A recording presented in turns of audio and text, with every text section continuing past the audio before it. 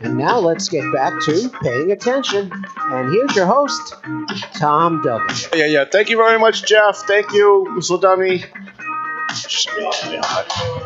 Excellent. All right, thank you very much. I'm Tom Duggan here on the Paying Attention podcast, segment number, what is this, 3? Segment number 3, 1, 2, 3, I think so.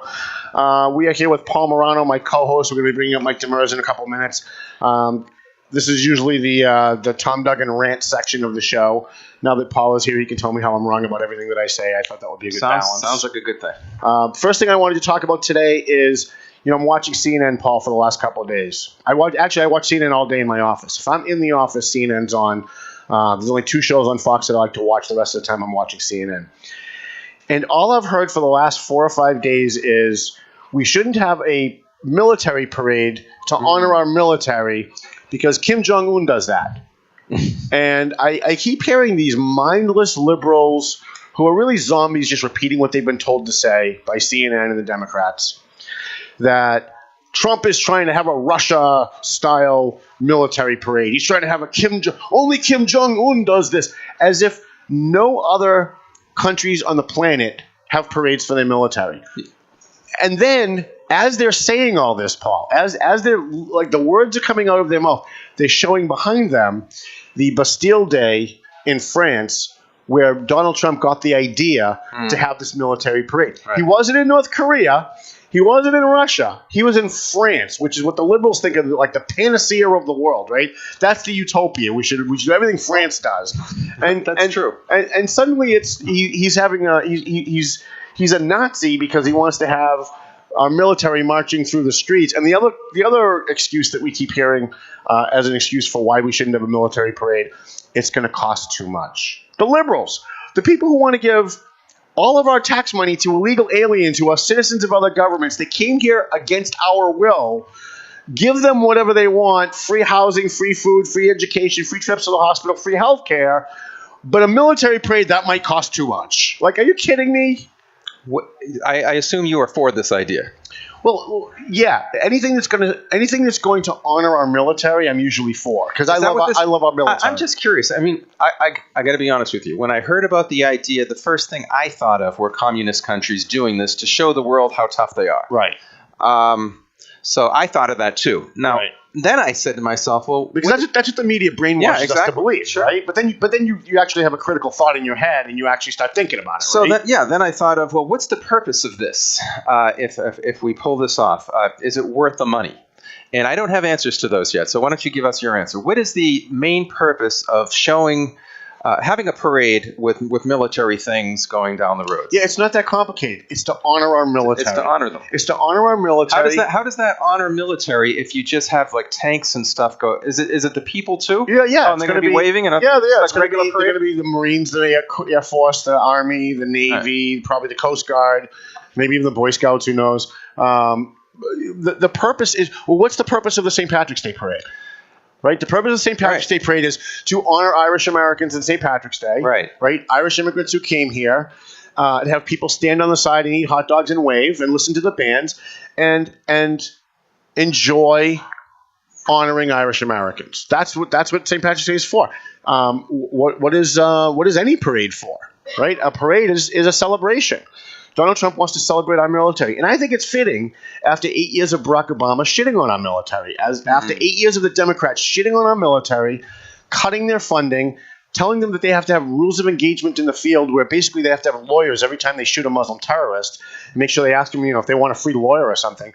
After all of that, and North Korea became more deadly, Al-Qaeda became more deadly, ISIS became more deadly, all of the tyrants in the world became more powerful because we had a weak president and a weak Democrat Party that was cutting our own military. Now we have a president that wants to beef up our military. He wants to spend more money on our military. He has done away with most of the rules of engagement that Barack Obama used to tie the hands of our military out in the field, on the battlefield. And I think the guy just genuinely loves the military. You can see he's a racist, he's a Nazi, he's evil, he's mean, he says mean things. But I think he just genuinely loves the military, and I think he's trying to find a way to get America to love the military too. Because let's face it, 50% of our country are a bunch of traitors. They hate cops, they hate the military, and they hate our freedom. And everything that they fight for is against those three things. And I think having a military parade would, maybe for the kids that are coming up, and maybe it'll instill a little bit of pride in America and pride in our military. If that's how you feel, would you say that every town should have a police officers parade? I'd love it. Look, maybe the firefighters and police officers get together and start and wave down. I would absolutely love it. Every year in May, when the National Law Enforcement Officers Memorial Fund has their candlelight vigil for cops that were killed the year before, police officers from all over the country. It's not a parade, but it's a motorcade, and police officers from all over the country get in their cruisers and drive down in a motorcade, and like they'll start, say, like in Amesbury, right? They go through Merrimack, and Merrimack cops will join them. They get to Lawrence cruisers will join them. And as they go south, more police officers join, and they all go down. To me, that shows an incredible amount of respect for the law enforcement officers that lost their lives, and the law enforcement officers that go out there every day in this tough environment and continue to do their job, put their lives on the line. I don't know anybody saying, "Gee, this costs too much money." Oh, this is other communist countries do this. Look, Nazis wore uniforms. Firefighters in America wear uniforms. That doesn't make firefighters Nazis. Doctors wear uniforms. So don't tell me that because a communist country has a military parade, we can't have one because we'll look like them. There's no moron on the planet, unless you're a left-wing moonbat moron, who looks at an American Marine platoon marching down Pennsylvania Avenue and thinks about Nazis. If you do, you're an idiot, and we shouldn't be conforming what we do to your idiocy. More devil's advocate for you. Sure. Where should the line end then? If the taxpayers pay for a parade for the military and even town for police officers, what if, say, the public school system says, "Hey, we want to be honored too. We are molding your children. Let's go down." I don't like the way they're molding our children. You don't get a parade. I don't either, by the way. But should there be a line, or where is the line? Just with those that protect lives? I think if you're someone physically we should have a parade for firefighters. We should have a parade for police officers. We should have a parade for our military. If you can think of another category, I'd be happy to add it. But if you're an individual who's in a profession where you put your life in the line to go out and protect other people, yeah, we should honor you once in a while. You should be recognized. Absolutely, you should be recognized. I think firefighters are the least recognized in the country, right? Because we talk a lot about police because it's in the news more. But firefighters, they put their lives in the line too. In fact, firefighters, the dangers that they face are long-term dangers. Most of the firefighters that are having problems are firefighters that end up with emphysema or lung cancer because they're in these burning buildings all the time. And if you think about what's in your home, plastic and all styrofoam, right, and all the things that are in your home that are made of toxic things, that when they breathe in, they breathe that in, and they get all these physical ailments because of it. Most of them continue to come to work and do their job every day, even with those ailments. I know at least 2 firefighters that have cancer still working. So, yeah, I think if you're putting your life on the line for somebody, you should have a parade. And anybody who could find an excuse to say they don't want this military parade, what they're really doing, in my view, is outing themselves as people who just hate the military. Because, look, I can find an excuse to be against anything that I want, right? And if I'm just giving an excuse, that's really all it is, isn't it? You know, I mean, I can be against anything. But if I'm not going to come out, it's like North Andover a couple weeks ago. They took a vote against having a marijuana facility in North Andover.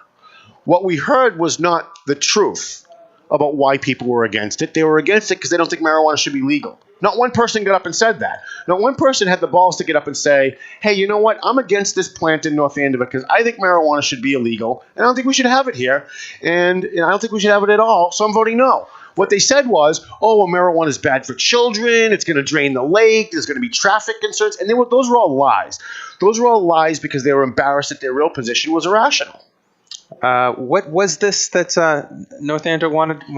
They wanted to build a growing and research facility for medical marijuana at the old Lucent plant. Okay. And Jeff Goldstein and Orit Goldstein were looking to build this huge, humongous growing facility inside the old Lucent building at Osgood Landing on 125.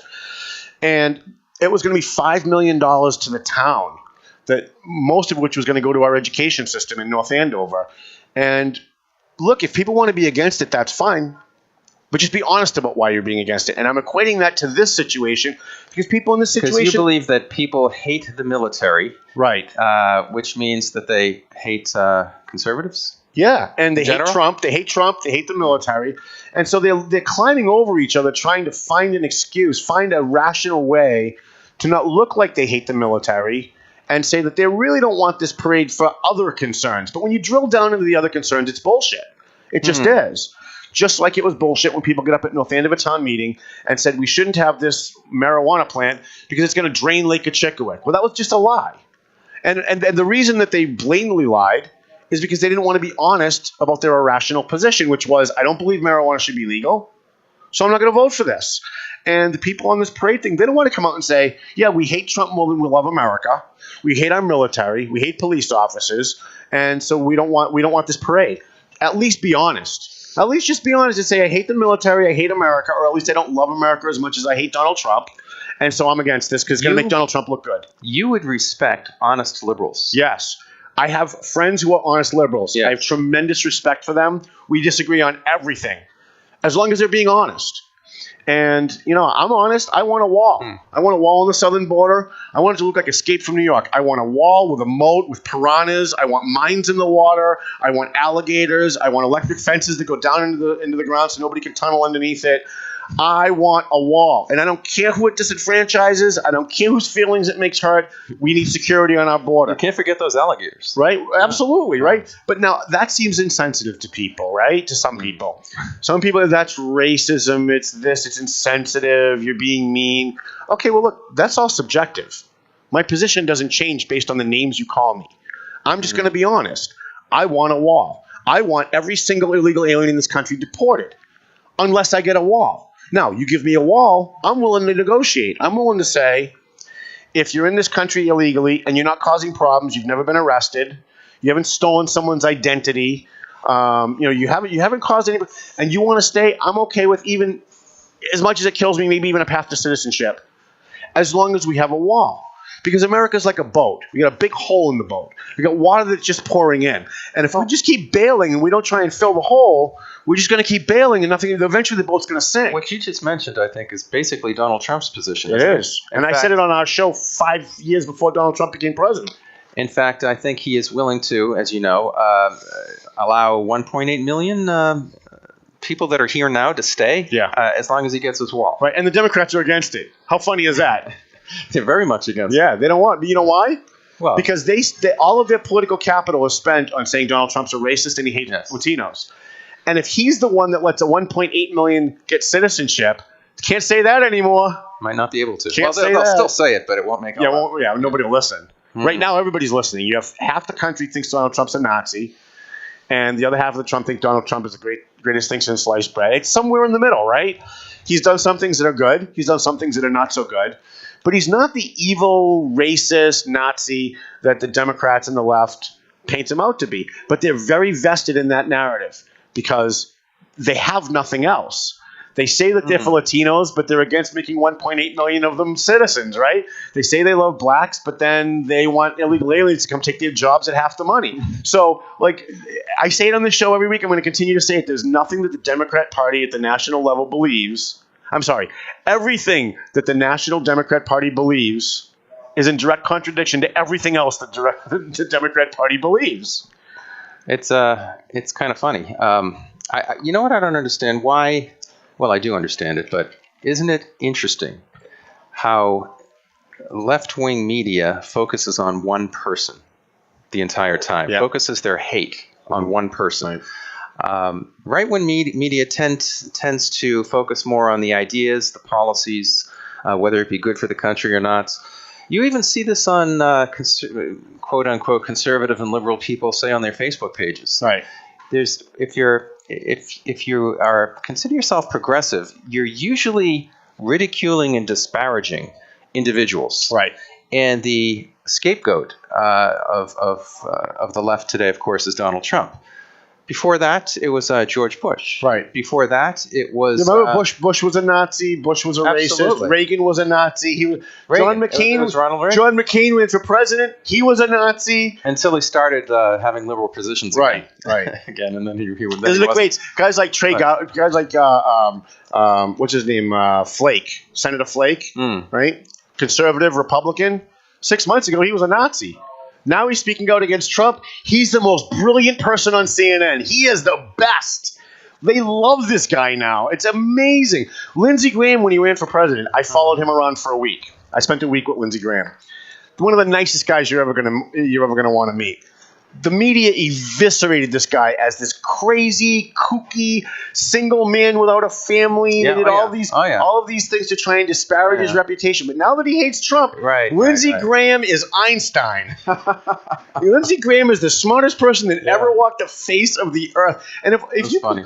I wish there was a network that would just take what the media says about people, like a whole network, would take what the media said about someone like 6 months ago, and then what they're saying about them now, and just run them back to backs.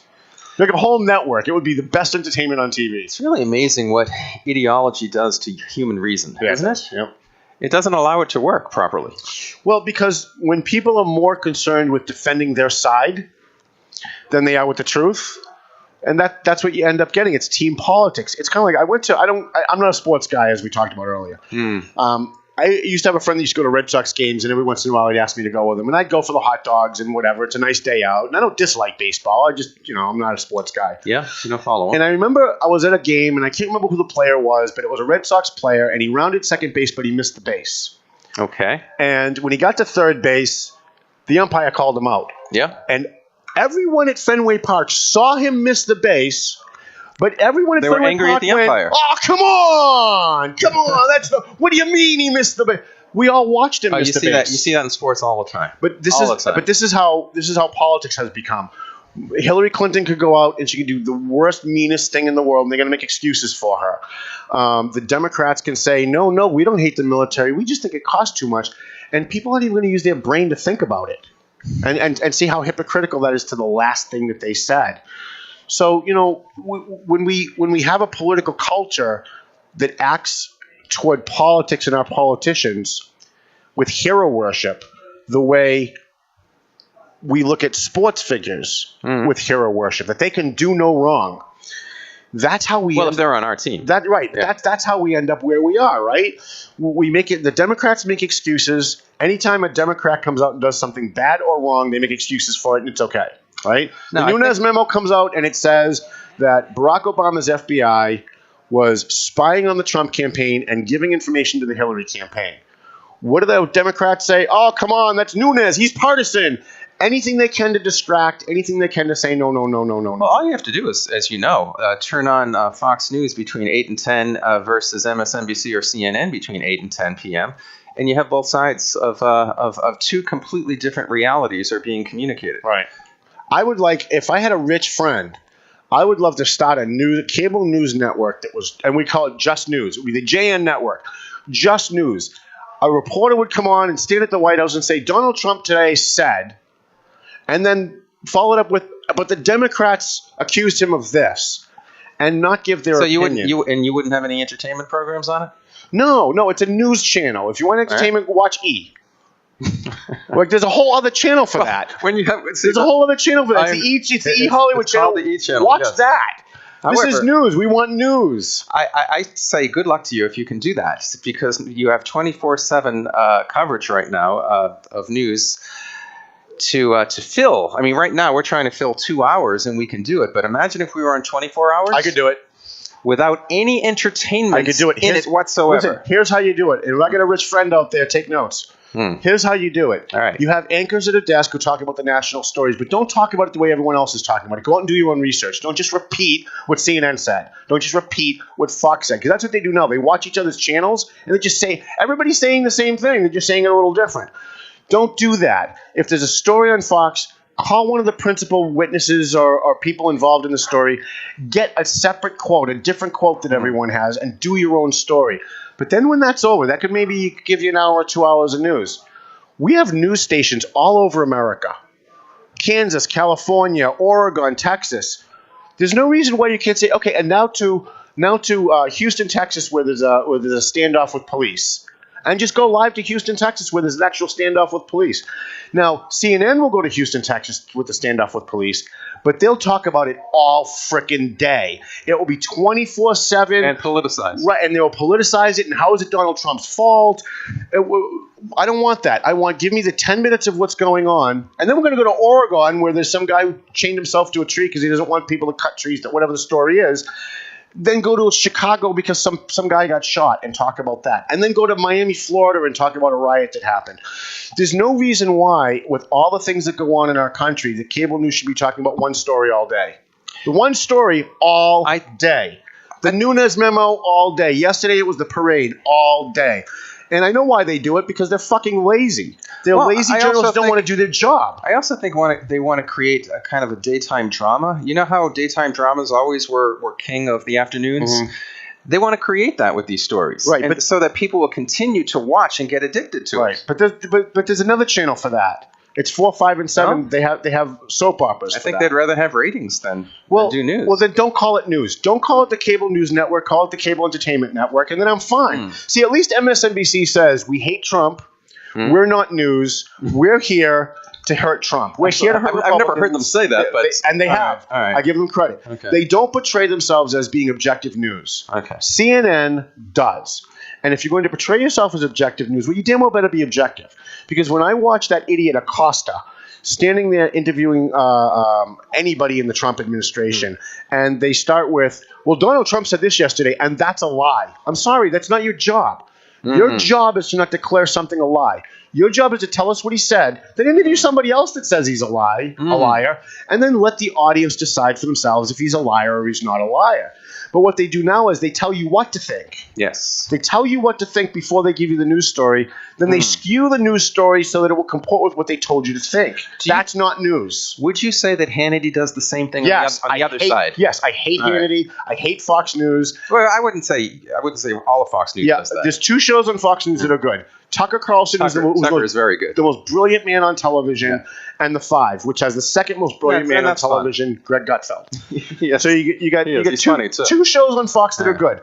By the way, Fox and Friends in the Morning is the worst show on television. By far. I would rather watch... I haven't seen that in a long time. Romper Room on Disney. Ooh, Romper Room. Do you remember that? I do remember. Gene? I would rather watch, iCarly on Disney, or a test pattern on Channel 3. We don't have test patterns anymore. I'm showing my age. Than watching Sean Hannity. Do you remember Captain Kangaroo? I do, yes. And I'd rather watch Captain Kangaroo than Sean Hannity. Right. I don't want news people cheerleading for the president, even if it's a president I'm cheerleading for too. Right. I love Donald Trump. I don't disagree with 90% of what he does.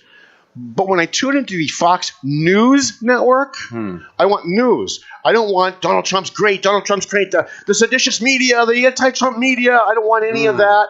I want news. I think he sees that as his role. You got the whole mainstream media being anti-Trump, and I am the guy who is going to tell the truth about all of this stuff. Right.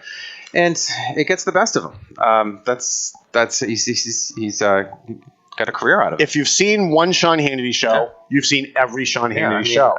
If you've seen one Don Lemon show on CNN or one Anderson Cooper show, he's even worse on CNN, you've seen every show. It's Trump's a racist, Nazi, Nazi, Nazi, Nazi, Nazi all day. All day. Donald Trump used his salad fork today. Is that presidential? Is that appropriate? Here for a 2-hour panel discussion is Don Lemon, who starts off with Nazis. I mean, come on.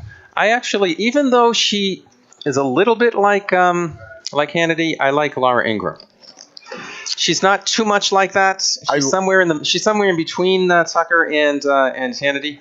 I liked Laura Ingraham on radio. I don't think she's a great radio. I don't think she works on television. She works better on radio, no question. No question about that. All right, anything else for us, Paul? We're going to bring Mike Demers up here. We can't get his video in. We tried to get his video in, but we're not going to be able to. I think we pretty much hit everything. I know there's a couple of other big topics I wanted to talk about, but we're kind of running out of time. At some point, Paul, I want to have a long discussion with you about not all. About not all? Not all. Not all of what? I'm actually going to write a column about not all. I know what you mean right now. Right. So when you make a generalization. When you make any generalization, if you say, women are more sensitive than men. Not all. There's one brainwashed person who went to a public school listening who's going to go, not all. Not all of Not them. all of them. As Yeah. if like we need in every discussion to point out there's an exception to every rule. People- Every discussion. That's not true because I know one guy down the street who didn't do that, so that means what you said is wrong. No, really, exceptions do not negate the rule. Sorry. I think we have lost appreciation for the art of the generality. Yes. The generality is so. In fact, it makes us human. Sure. Other animals don't generalize because they can't. They just see individual objects in front of their five senses. We are able to generalize about things and understand them. And obviously, when you say all women are more sensitive than men, you're not saying obviously you're not saying all of them are. Right, but someone has to saying stop the in discussion. general.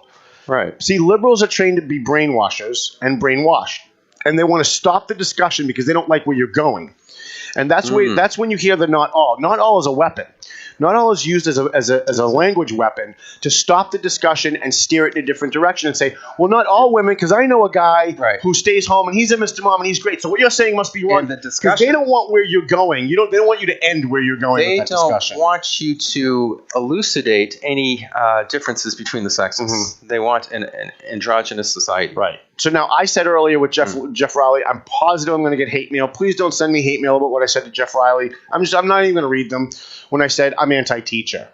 Now, I guarantee you there's some fucking moron out there who's going to write me an email saying you hate all teachers. When Donald Trump said that Mexico is sending us not their best, they're sending rapists, they're sending drug dealers, the liberals who were brainwashed, the people who are weak-minded, heard the word all even though it wasn't there. Mm-hmm. Because public schools and colleges train kids, brainwash kids, condition kids to hear words that aren't there in order to justify their anger about whatever it is that they want them to be angry about. So if I were to say that, I support the cops do a great job, some asshole is going to say, oh, no, that's not true because look what happened in this place. So look at that guy, that cop that shot someone. They'll say you support all the cops, even the bad ones? But you'll notice it doesn't work the other way around. When liberals say, well, wait a minute, these dreamers come here and they love America. They were brought here through no fault of their own, and they're contributing to the community, and they're working hard. So you know what I do? I go, all of them? Are you saying all illegal immigrants that are here are picking lettuce? All of them are here doing a good job? All of them are here because they want a better life for their family? Because we know that's not true. We know there's an awful lot of illegal aliens who come here who join gangs and kill people and sell drugs and manufacture fentanyl and rape and drunk drive and beat their wives. So you'll notice that when a conservative talks, he gets attacked with the weapon of not all to destroy whatever it is he's trying to accomplish. But then liberals label and stereotype Catholics and Christians and white people and police officers, and you're not allowed to call them out on that. So whenever I'm talking to liberals, I always use label. I always talk to them like I'm a liberal, and I care about not all, and I care about labeling and stereotyping. And then I throw it back at them. So when they start saying, the cops are jackbooted thugs, and we can't trust them, and they gun down black people, I say, all police officers? Really, all? They say, oh well, the priests, they're molesting kids. All of them? Are you saying all? Because now all of a sudden, when you do it to them, hopefully it will kick something into their head where they realize, wait a minute, I'm wrong here about something. They may not even know what it is, but they know they're wrong about something. They're going to have to square that in their head. You would hope so. I would hope, anyways. Anything else, Paul? At this moment, I would say no. All right. Let's bring up our guest. I haven't even yelled at him yet today. It's kind of bizarre. All right, let's take a very quick break, 1 minute break.